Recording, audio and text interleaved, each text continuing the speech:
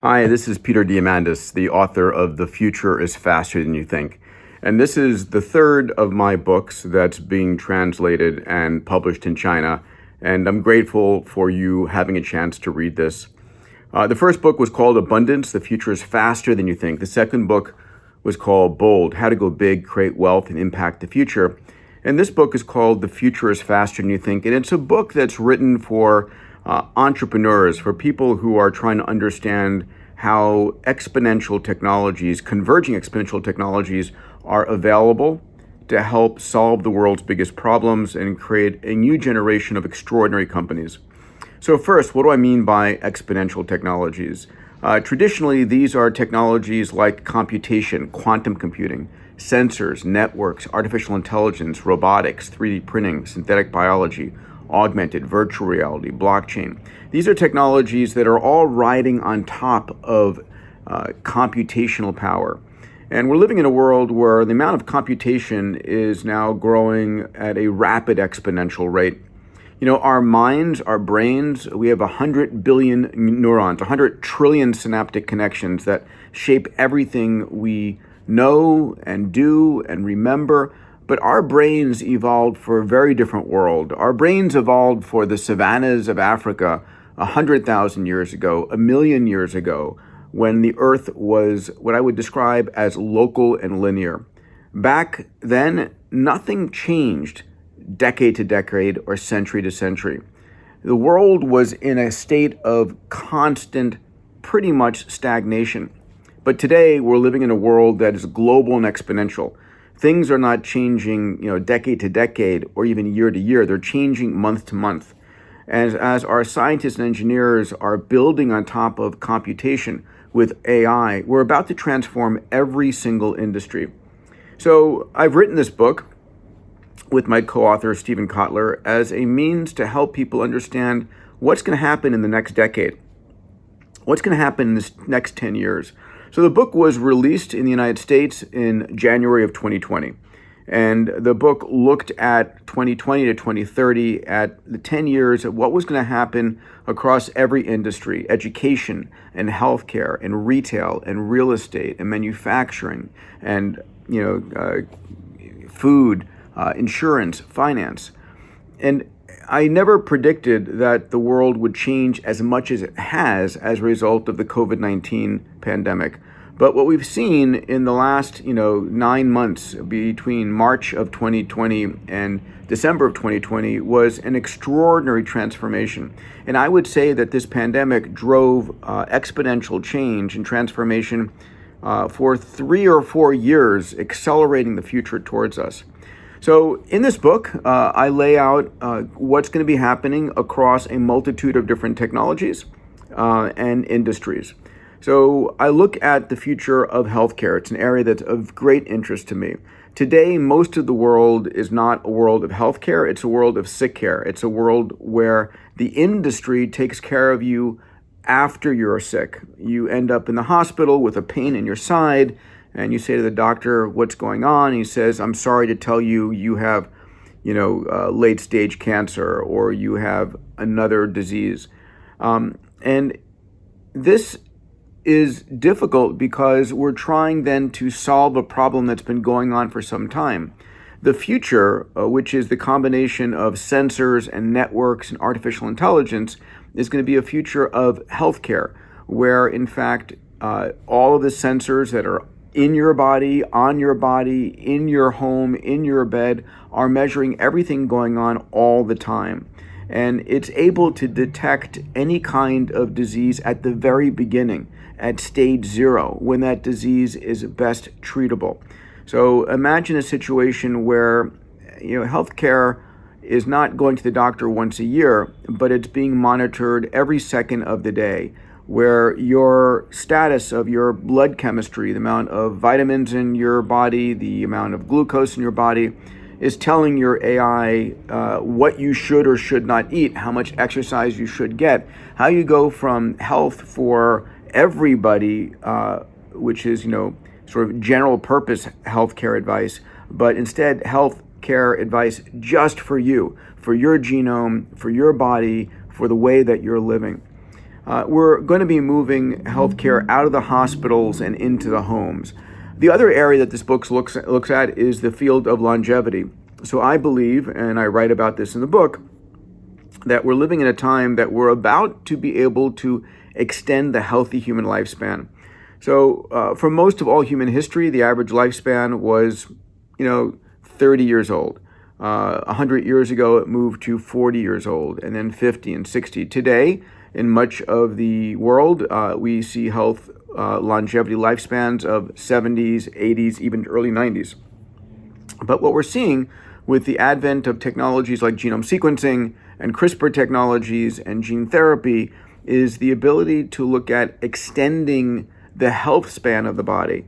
And my mission is, how do you make 100 years old than you 60?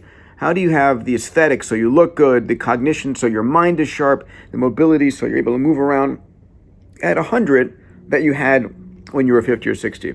That's the vision. And there's a multitude of technologies that I write about in this book that are looking at extending the healthy lifespan of all of us. And I do believe that in this next decade, we're going to add 10 or 20 years, and that's going to give us the ability to intercept a whole new generation of technologies that will give us yet an additional 10 or 20 years. Now, besides health, the other area that we're going to see a revolution in is education. And for most of us, education has not changed in our entire life. It is typically a student in a classroom with a teacher in the front, where half the students are bored and half the students are lost. We're going to be moving very quickly to an educational realm that combines virtual reality, AI, and sensors that enable us all, or all of our kids, to get an education which is specifically designed for that child, where the AI knows that child's favorite color and movie star and sports star, and is able to create a customized education for them.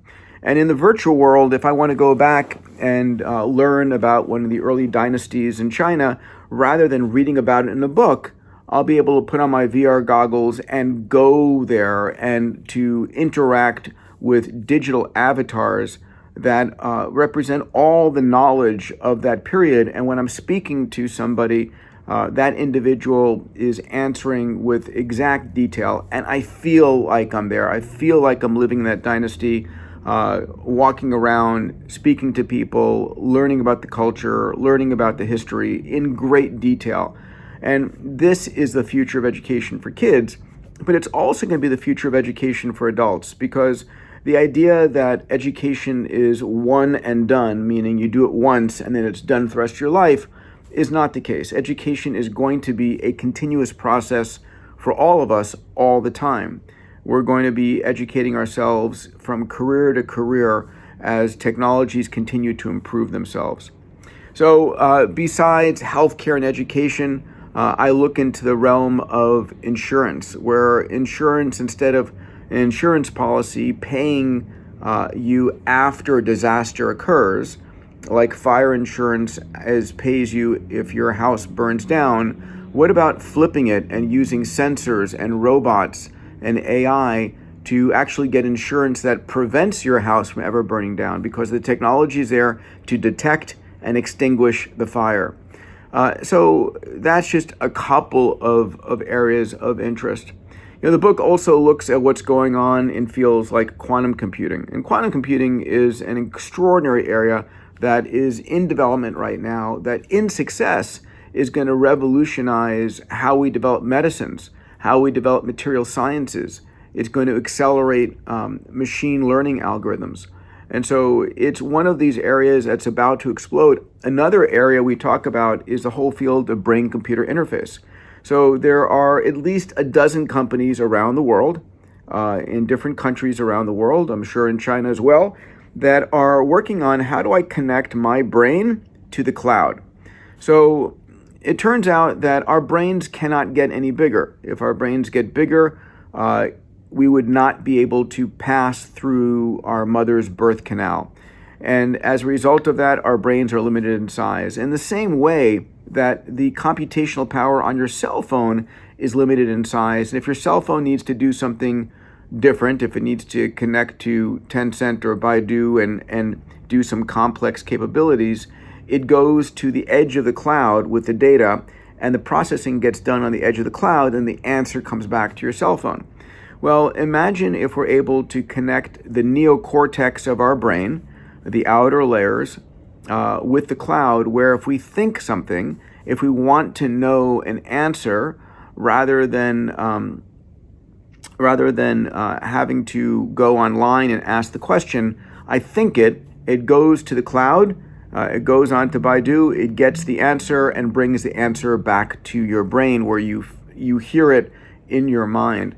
Or what if in the future you want to be able to manipulate a robot, and when you think, you can feel the robot's arms and you can control the robot from a distance, or you can become a digital avatar and project your own sensations, your hearing, your touch, your sight, or your feeling, your arms, your emotions into a digital avatar in the computer world. So, I mean, these are just some of the areas that are happening in virtual reality. The book also looks at the future, at where the future is going to go. The majority of the book looks at these next 10 years. So if you're interested in knowing what's going to happen to you, your business, your industry this decade, this book is for you. It lays out across every industry, as I mentioned, from retail and real estate to medicine and education to every field. You'll get a sense of where these fields are going in the decade ahead. But I also, in the back of the book, in the last part 3 of the book, we look at where the world is going in the next 50 years. So we look at opening up the space frontier, right? We're seeing this extraordinary period of time today where private companies and governments are heading to the asteroids, going to Mars, going to the moon. We're building the biggest rockets ever.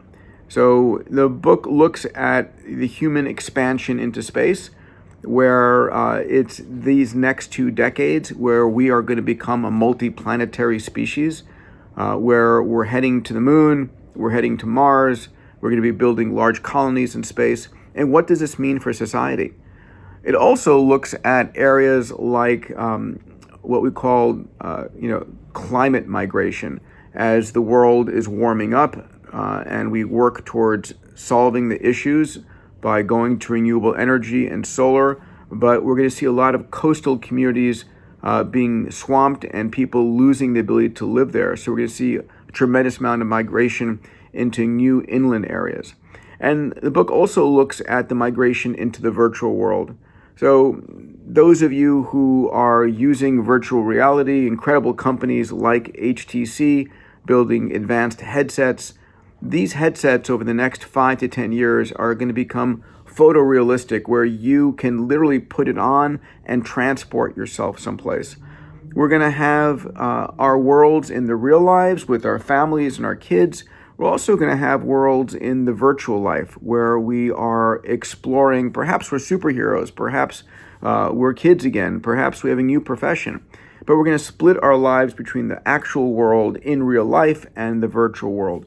So this is where the book goes. I'm proud of it. At the end of 1 year post-publication, everything we write about is spot on, and it's a book that I hope will give you a true feeling of what's coming down the pike, what to expect, and how to plan your life, how to have an exponential mindset, an abundance mindset, a longevity mindset, and a moonshot mindset. As I think about the most important things for any leaders or any entrepreneurs to have in their life, it is a mindset that empowers you to create the future that you desire. And as I teach at Singularity University, the world's biggest problems are the world's biggest business opportunities. If you want to become a billionaire, help 1 billion people. There's no place that this is more true than in China. And so, again, I thank you for reading this book and for the publication of this book in China. It is an honor and a pleasure to share my thoughts, my feelings, my desires for creating a world that is extraordinary, a world in which we can uplift the needs of every man, woman, and child, and a world in which we can all be proud to be solving the world's biggest problems and creating a tremendous world ahead. Thank you. Take care.